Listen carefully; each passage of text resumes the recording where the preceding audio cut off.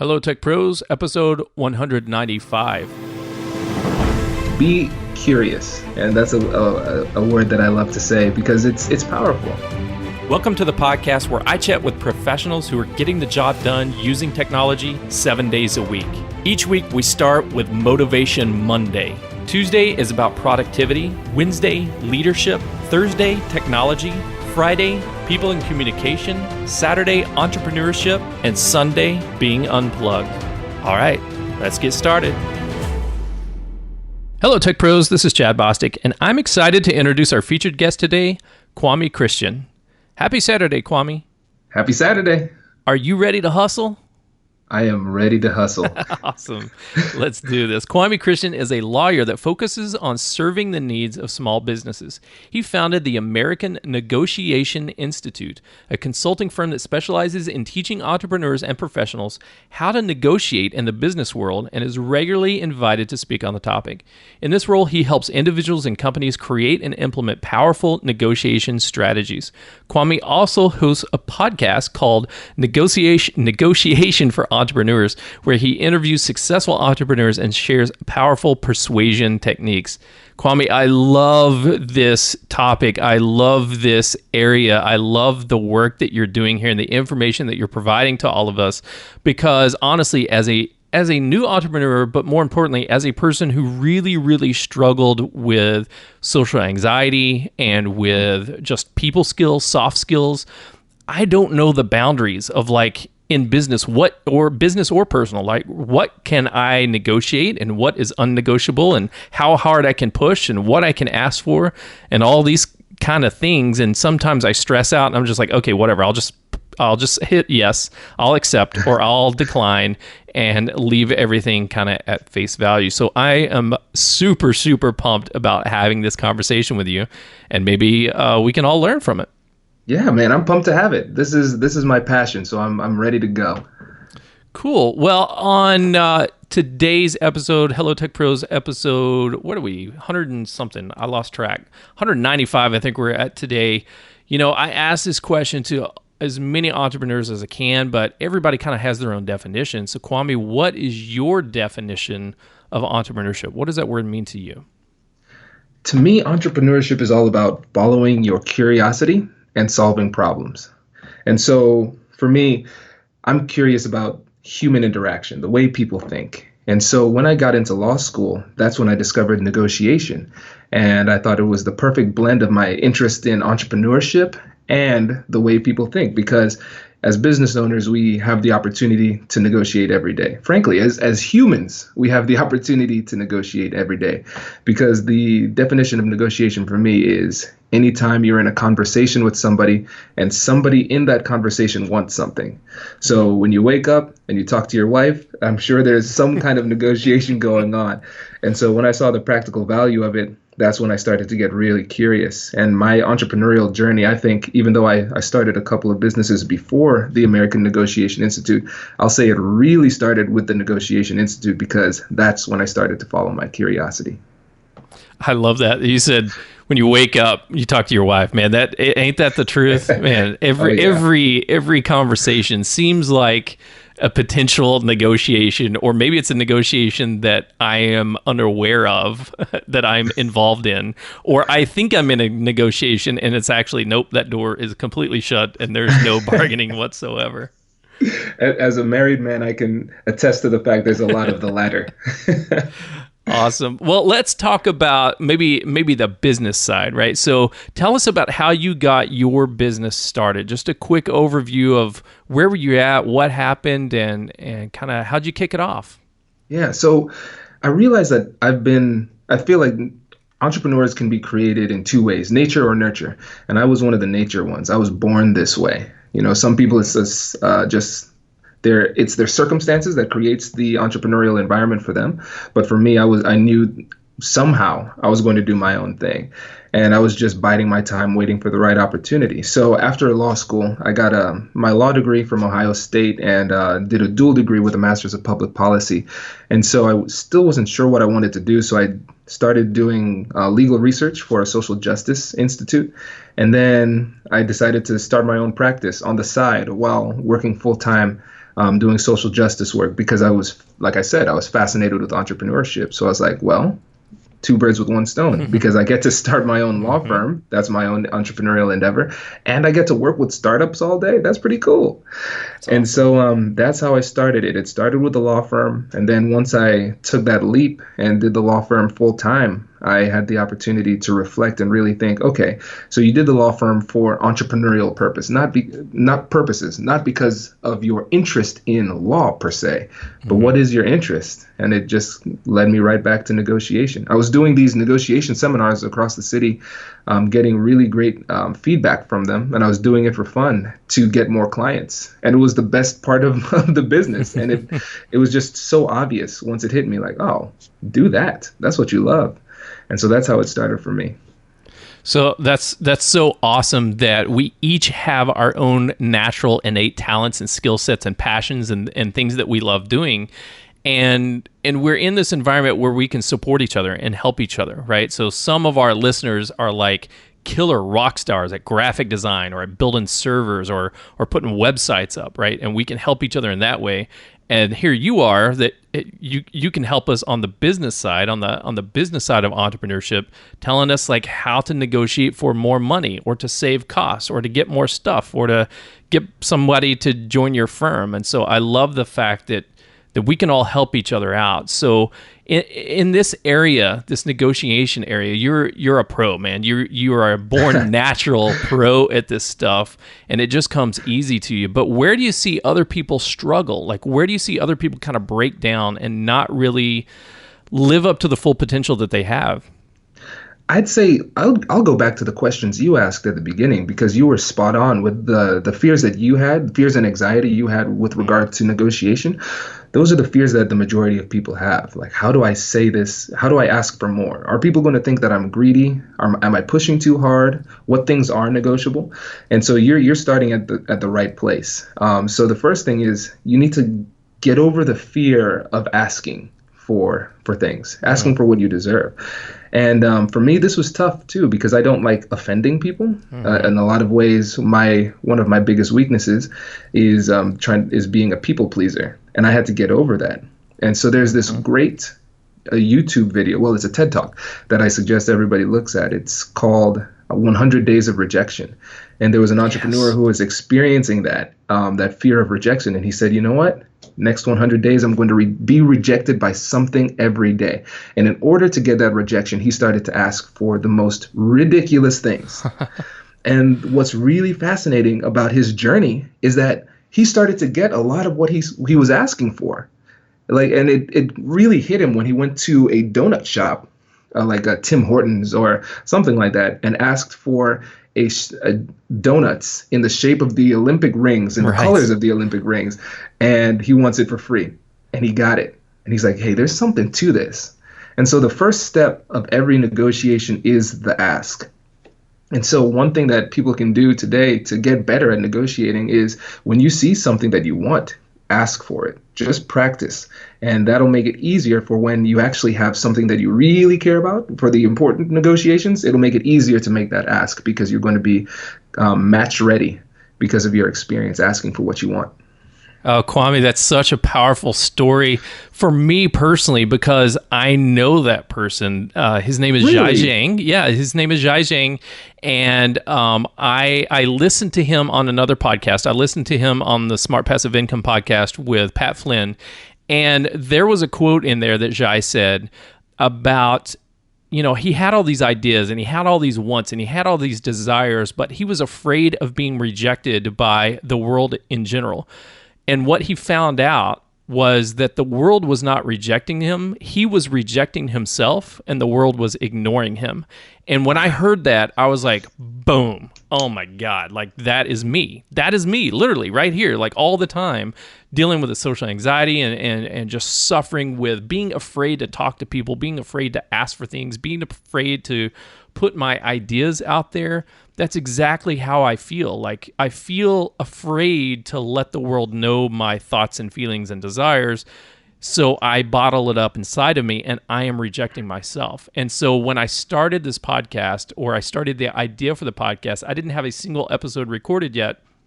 And I emailed him and I said, hey, I don't have this podcast, but you have helped me a lot kind of get over just the mindset struggles that I've been dealing with and these fears and anxieties that I've been dealing with. And I would love to have you as a guest on the show. And he called me. Like, we had an actual phone call, and it was amazing because I reached out to someone that I thought I would never get a response. I mean, he's been on TED Talks, right? He's got a book. He's doing all this stuff on social media, and he's got this business, and it's so successful. And so I asked, fully expecting no response, or fully expecting, not now, kid, you're bothering me, right? And I got a phone call from him. And unfortunately, it's not the right time for him to do another podcast episode. He's waiting until his business, he's got some new things that's launching. But I think later on this year, I'm going to reach out to him again when he gets his stuff going. And he said, absolutely, he would love to be on the show. And so for me, what you're saying here is perfect, because that's the position that I'm in. And I feel like there's a lot of technical professionals out there who are doing the same thing, right? We get comfortable with technology because it's easy, because it doesn't say no. It just works, right? It just does what we asked it to do. But when we deal with people, it's really, really hard to understand and to get over this fear. Like, we need to ask for whatever that we want. Okay, so once we do this, once we watch Zhai Zhang's 100 Days of Rejection video on TED Talks, and we get super, super inspired like Chad has, what do we start asking for, man? What's available to us? Okay, so the way I look at this is when it comes to trying to figure out what things are negotiable, you have to ask yourself, okay, did a human create this, or was this just created by nature? So the sunrise, can't negotiate that. I would be really impressed if you could negotiate a later sunrise. But think about this. When we drive on the road, let's say the speed limit's 25. How fast are you going to drive, Chad? Well, I would say when I lived and worked in Oklahoma, I drove like an old grandpa. And so I was always go 5 miles under the speed limit. And now that I live on the East Coast, I drive like a freaking madman all the time. And I scare my wife and kids. So probably a little bit more than that. That's funny. Yeah, the majority of people do. We're like, okay, it's 25. That means really about 30, 32. But that's an actual law. We are violating the law when we do that. But we see no problem in understanding there's a little bit of fluff there. But the same thing exists when we see a price of something that we're trying to buy, or a service or something like that. Because when it comes down to it, yeah, we consider margins and the time spent. But when it comes down to pricing, to a certain extent, that fluff, we just made that up. Those are the margins that we would like to have in an optimal world. And it's not a situation where if I don't get those margins, I'd rather not have a sale. The majority is like, well, I'd like to get 10% margins, but if this guy comes and is asking for 5 to 7%, I'd still take that. I still win. And so there's no harm in asking. And the thing is, when it comes to negotiation, I think a lot of the guilt that people feel when it comes time to ask is because they feel greedy. It's like, oh, this is all about me, me, me, me. But really, when it comes to negotiation, your focus should be equally on the other person, because there are two parts of negotiation. The goal is multifaceted. So first goal is to try and maximize value. And so that's the part where you might feel greedy. But the second goal is to strengthen the relationship, because in the majority of cases, after we have this negotiation, there's going to be some kind of ongoing relationship in the future. So there should be a quid pro quo. So if I'm getting a discount, there should be something else that I'm giving them to help them make it easier to swallow. So for example, if I were buying your services and I'm like, well, I can't afford this, could I get a discount? And then you're like, okay, well, maybe. And I said, what about this? What if I give you a testimonial on my website? I have a huge social media following. What now? And then it's like, wow, so you're giving me value from a discount, but I'm reciprocating with value in introducing you to my social following. And so that's another key to negotiation. You need to be creative. You need to figure out what the other person wants and figure out a way to solve their problem in a way that doesn't cost you very much. And that's the beauty of it, because everybody can win if you do it the right way. Gotcha. Yeah, that clears up a lot for me, because when I hear negotiation and things that are negotiable and things that are not negotiable, honestly, the two scenarios that pop into my head is I go to Wal-Mart, right, and I buy a new battery, like a pack of AA batteries. It's what, $8.88, right? Mm-hmm. And if I go up to the teller and say, you know what, I got a 5, Would you take a 5? They're going to say no. Just Right. straight up no. They're not going to negotiate. They don't. Oh, well, actually, I have no idea. I've never tried this, but I'm going to assume. I'm going to make an assumption that they're going to say no. It's marked as $8.88. We have the lowest prices in town. Like, if you can't afford it, I'm sorry. Right? That's my assumption. But I also assume that when I go into a car lot, a car dealership, then a $30,000 car, I can probably walk out paying much, much less than that, but it's going to be a whole lot of back and forth and spending time, but I don't see how I'm going to be strengthening our relationship. I just see it as I want to get out of here as fast as possible, but with spending as least amount of money as possible. Does that make sense? Oh yeah, and I love the two examples that you gave. Love them, because yeah, usually if you go into a big box retailer, you're one of a million, and it doesn't matter. So they're going to say no because it really doesn't matter to them. But I will tell you this: I have had an experience where I did negotiate with Walmart and got a couple bucks off, like $4 off. Wow. Because like I said, it's rejection therapy. I'm like, no way, this is going to work. Let me try. And so I'll run down how that happened. Okay, cool. So there's a. So after I had my a son now, as he's 11 months old, and so when he was first born, babies do this thing called not sleeping when they're supposed to, and so I'm really A-type. I always want to be doing something productive, but I was stuck here in the middle of the night not being productive. So I'm like, what am I going to do? Well, let me buy a video game. So I bought an Xbox and some controllers, and so I had to go back and buy another controller. And I was like, let me see if I can get something off. And so I used what's called a standards argument. And with a standards argument, you take the standards set by the organization of the person that you are negotiating with and use it against them. And so the first step is to have them commit to the standard. So something that they don't talk about with Walmart anymore is their price match guarantee. But a lot of times with these rules for big companies, they just stop advertising those promotions, but they're still on the books. So first step was talk to the manager and say, does the price match guarantee still work here? Is it still alive? He's like, yes, it is. And I said, what kind of organizations would you allow me to price match with? And then he gave some lists, and I said, okay, could I do it online? And he said, yes. And so once I had him commit to all of those rules, I started going online and found the cheapest Xbox controller I could find. And I showed it to him. And since he already committed to those rules, it was really just kind of more math than negotiation, really. It's like, hey, this is what you said. This is the price. Now you have to lower it. And it worked. I love that. You don't know how many times before there was streaming media where I wanted a video game, but the best price, literally the best price was like online on Amazon or some other online store. And it was like $15 cheaper. And I was like, dude, I could pay $60 here at Walmart tonight at midnight when it's open and I want to buy it because I want to play it.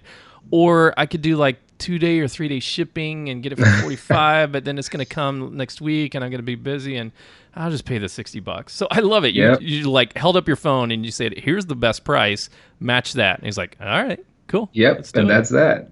And it worked. And that's the same thing I did for my microphone for podcast recordings too. Got a little bit of discount there too. But with the car negotiation, this is really funny, the timing of this, because I just finished a series on how to negotiate for your car, because it's a little bit of a particularized negotiation, but there are a lot of great fundamentals that we can take from the car negotiation scenario. So it's like a 3-part series. The first part talks about strategy and preparation. The second part talks of, I invited one of my friends who's a car enthusiast. His dad owned a dealership for almost 50 years, and he negotiates for a living. And he just happened to negotiate for a car like the week before I interviewed him. So he talks about the tactics you could use actually dealing with the salesperson to make sure you don't get fooled. And there are a lot of tactics that you need to avoid. And then the final one, I'm going to post it probably in a couple days here, is the actual recorded negotiation with me and the car salesman. And spoiler alert, I was able to get 13% below market with using this technique. Yeah. So yeah, I was pretty happy. I was bummed that I couldn't then buy the car because it was just for the sake of example. But yeah, it was really cool. And so if your listeners need to buy a car, you can check it out on the podcast. And I made a a guide, a full negotiation guide. So if you go to americannegotiationinstitute.com/car, CAR, you can get that guide and learn how to beat the dealership next time you get a car. That's awesome. So cool. So Kwame, in just a moment, I want to dive into what are the things for our business expenses that we can negotiate on and really get the most value for our money, but also how we can strengthen relationships at the same time. But first, let's take a quick break and thank our sponsors. This episode of Hello Tech Pros is sponsored by Minio Cloud Storage. Minio is a cloud object storage server for developers and DevOps written in Go. The Go programming language is the emerging language of choice for modern cloud infrastructure projects, and it allows Minio to be highly concurrent and lightweight. Minio is Amazon S3 compatible, built with microstorage architecture in mind, but at its heart, Minio is simple, scalable, and supported by a passionate developer and user community. In episode 89 of Hello Tech Pros, I talked with A.B. Periasamy, one of the founders of Minio, about the importance of community support and recruiting software developers who are as passionate about their product's code as artists are of their art. Check out that episode at hellotechpros.com/89 and check out Minio Cloud Storage at minio.io. That's minio.io. Are you new to podcasting? Are you looking for a fast, high-quality, yet budget-friendly podcast production team? Let TransSource Media take care of you. With a team of professional audio and video editors, writers, and graphic artists, they can help you build your podcast from planning, post-production, and platform submission. Using only cutting-edge software and studio equipment, they're here to make each and every show sound at its best. To get a free quote, please visit www.transsourcemedia.com or send them an email at marketing@transsourcemedia.com or call them at 209-505-5693. TransSource Media, transforming businesses through the power of multimedia. Okay, we're back with Kwame Christian. Kwame is a lawyer that focuses on serving the needs of small businesses, particularly around teaching people negotiation skills. He runs a podcast called Negotiation for Entrepreneurs. We've been talking to Kwame about all the different types of things that you can and can't negotiate with.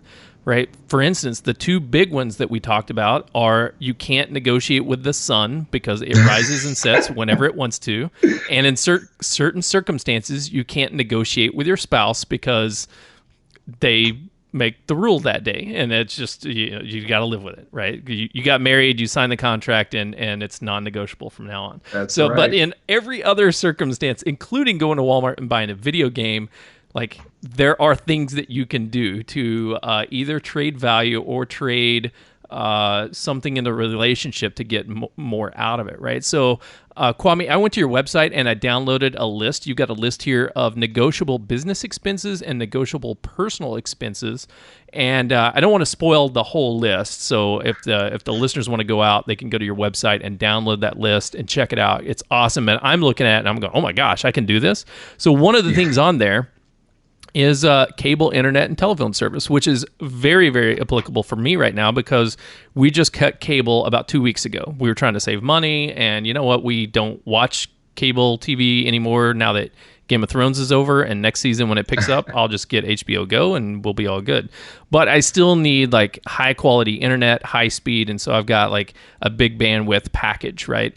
Which still costs me a fortune. It's like, I don't know, $125 to $150 a month that I have to pay for internet. And I would like to pay much, much less than that. So how do I go about doing it? Wow, I am still kind of getting over the cost of your internet alone. Man. Well, there's some good news for you. The good news is that the higher the price, the more room there is for negotiation in most circumstances. So for me, hearing that you have a price of about $125 a month, that makes me feel good that there's a good possibility that you can get a little bit lower.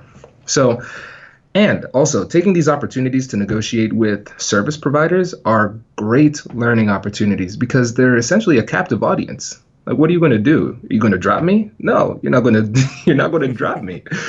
So it's a perfect opportunity. And if you don't negotiate well, you can hang up and call and talk to another service representative. So it's really, neat.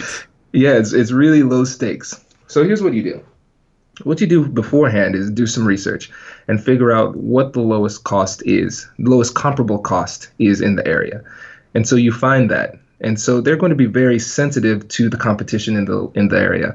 And so you need to call and then just say, listen, I've been a customer for X amount of time. And the reason why you lead with that is because you don't want to start off on a combative tone. You want to really speak to the relationship beforehand. It's like, listen, I've been loyal to you for a long time.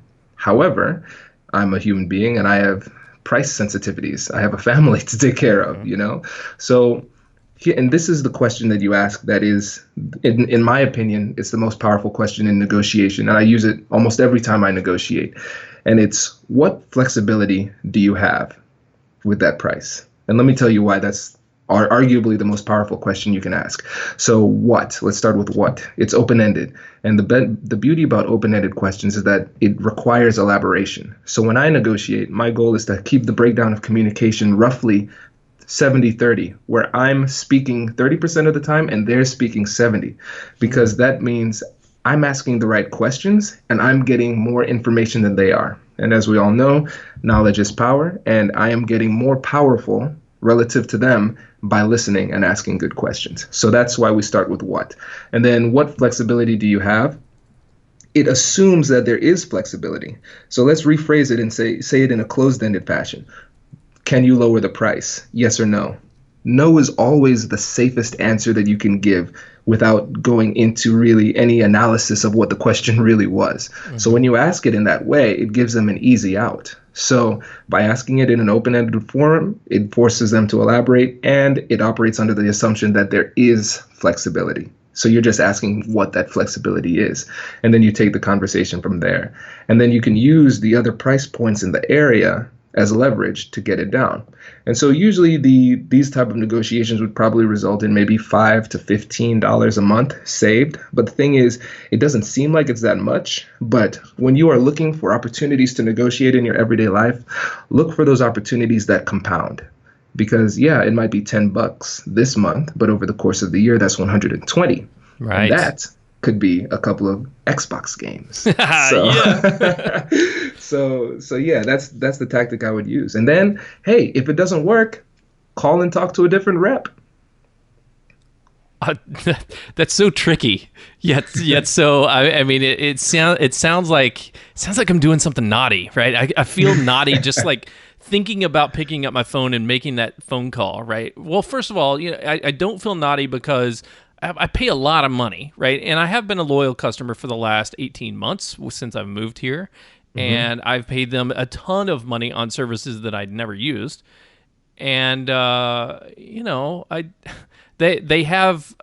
have had connection problems recently, right? So there's a level of service that I feel like justified in having my price lowered a little bit because, I'm sitting here trying to do a Skype interview every now and then and boop, like, hey, service just dropped for about 10 seconds. Oh, now it's back, right? That kind of stuff is bad for business. So, I think there is some flexibility there. And so on one hand, I feel like a little bit naughty for doing that. But on the other hand, you know what? You're right. There is flexibility, I think, in the service that they provide, obviously. Then there can be the same flexibility in the price that I have to pay as well. Exactly. And think about it this way. So like I said, this goes to the guilt that you might feel. You might feel like maybe I'm being too greedy. But think of it this way. Aren't they being a little bit greedy? They can go lower. You're a multi-million-dollar company and you're trying to squeeze a couple extra dollars out of me? Right. So if you can go a little bit lower, go a little bit lower. And the perfect time to call is after you've experienced some kind of outage, because then they kind of owe you, in a sense. It creates some kind of psychological debt, and you can use that psychological debt to as leverage to get a lower price. And you can because I often call and say, listen, I'm frustrated here. I've enjoyed your service for a long time and I'm frustrated and I see other options. So what can we do to keep me here? Awesome. That will be tonight. As soon as I'm trying to upload a podcast to my file server, at the same time that my wife is trying to stream Grey's Anatomy from Netflix, and there's a hiccup, and my Apple TV reboots and resets because I don't know, some network glitch happened, and she goes, Chad, fix the stupid internet thing. And I'll be like, okay, cool. This is the time to take out the notes from Kwame's episode and get the best that I can out of this situation. So we've been talking about negotiating for stuff for us. Let's flip it around a little bit, because I love what you talked about earlier in the episode about an opportunity to strengthen relationship, right? Especially when somebody's asking for something. So let's say that we have our business, we have our product or our service that we're offering, and somebody comes back to us and says, is that really, hang on, what flexibility do you have with that price, right? And throws it back on us. How much should we go down? How much should we negotiate? How much can we? And what should we ask for if once we do get to our bottom line price, if we want to go under that or we want to help them out, what can we do to ask for things that will strengthen this relationship? Chad, that is a brilliant question, and I love this question because honestly, that's something that I struggled with some of my clients, and especially when you're first starting out, it's tough to say no when there's money on the table. When you're first starting out, it's like all money is good money, and that's couldn't be farther from the truth. And so the first step that I would suggest, and this sounds super simple, but it's incredibly important, is to stop and take your time.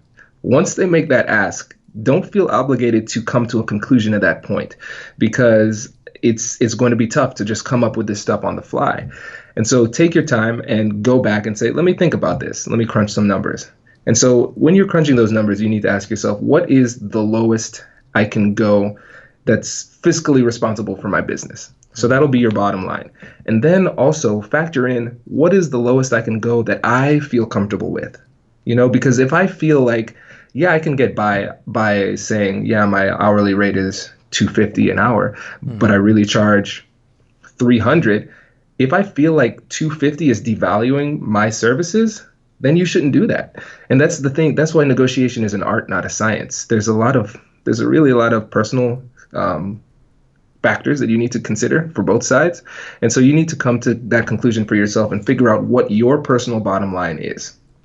And then you never give something away in negotiation without getting something. Even if it's something intangible, you need to get something, because then people are going to take it for granted. If you just give something away and you don't let people know that it hurts, they're not going to really recognize the value that you've given to them. And so the easy thing to do as a service provider is say, okay, listen, I'm doing this for you. This is hurting my bottom line. And you can understand how paying me less money, it hurts me and my family. What you can do to make up for that is if you could give me a testimonial, maybe a LinkedIn recommendation or an on-camera testimonial, that would be helpful. And that's a way you can work to recoup the money that you've given them, the value that you've given them. You could also ask for referrals too. So do you know any other friends? Can you introduce me to them? Those are types of things that are valuable. And I want to key in on one important word here, and that's value, because value doesn't come into business only in the form of money. It also can come in recommendations, referrals, and those type of things. So you need to have a more broad view on value and see where you can create more value for you and your customer in that situation. But it can't be taken lightly, and it needs to be a conversation. And taking the time to understand where they're coming from, that's where you really make strides in strengthening the relationship, because you demonstrate that you care about the problem that they're coming to you with. Yeah, Kwame, I think that makes so much sense, especially if you're a new entrepreneur, your business is brand new, you're just like bootstrapping it, getting it kicked off the ground. You don't have a lot of resources to spend, which means I don't know, depending on the circumstance, your customers may be in the same situation. Your customers may be other entrepreneurs or other people who, don't have a lot of flexibility in their budget as well. And every penny that they spend is hurting their bottom line, and they're trying to get the most value out of their transactions as they can. And so, there may be very many situations where we're negotiating and asking for discounts or asking for something else besides just, paying the bill, and other people could be doing the same for us. So, okay, well, let's come up with something that's mutually beneficial. Maybe it's not money, right? Maybe we go back to the old barter system where we're actually trading, time for time or services for services or something like that, or at least making that part of the equation instead of just writing it out, say, no, you know what? It's $300. It's $300. If you can't afford it, stick it in your ear, right? There's right. always something that your business needs besides just money, right? My business needs notoriety. It needs more customers. It needs more testimonials. It needs more recommendations. It needs a lot of stuff besides just money, but it needs money too. Yeah, right. And there's some problems that only money can solve, and we recognize that. But yeah, once you really take the time to be creative and open up your mind and really factor in what your problems are and what their problems are, you can create a pretty cool deal. And when you take the time to create a custom deal for people, I mean, most people don't do that, and they're going to recognize it, and the relationship is going to be strong because of it. Awesome. Great stuff, Kwame. I really appreciate all the information that you shared.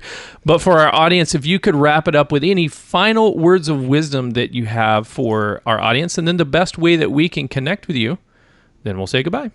Yeah, sounds good. Yeah, I guess the first thing I would say when it comes to negotiating, I would say be curious. And that's a word that I love to say because it's powerful. And when you show curiosity in negotiation, you do that by asking questions. And really, that's how you control a negotiation. You control the direction of the negotiation by asking questions, and that's how you get information. And you'd be surprised a lot of times if you just ask the right questions, people will end up convincing themselves, and you don't even need to make any affirmative statements. And so that's what I would leave you all with. Awesome. Great stuff. And where can we find your podcast and your website and you on any social medias that you want to give out? Yeah, so I would say the podcast, Negotiation for Entrepreneurs, check it out. It's a lot of fun. Also, if you connect with me on LinkedIn, Kwame Christian is my full name. It's Kwame, spelled like Kwame, but pronounced like Kwame. And one thing that I'm working on now is teaching people who are going into partnerships how to negotiate with each other. Because as a business lawyer, I've seen a lot of good businesses fail because of bad relationships. And so coming up on the podcast, I'm going to be releasing a few episodes that teach entrepreneurs how to strengthen their relationships, essentially kind of creating a premarital class for business partners. So you could actually start that relationship on the right foot, or it could help you figure out, hey, this isn't the partner for me. Now I know I need to break up before we end up in a messy divorce in a couple of years.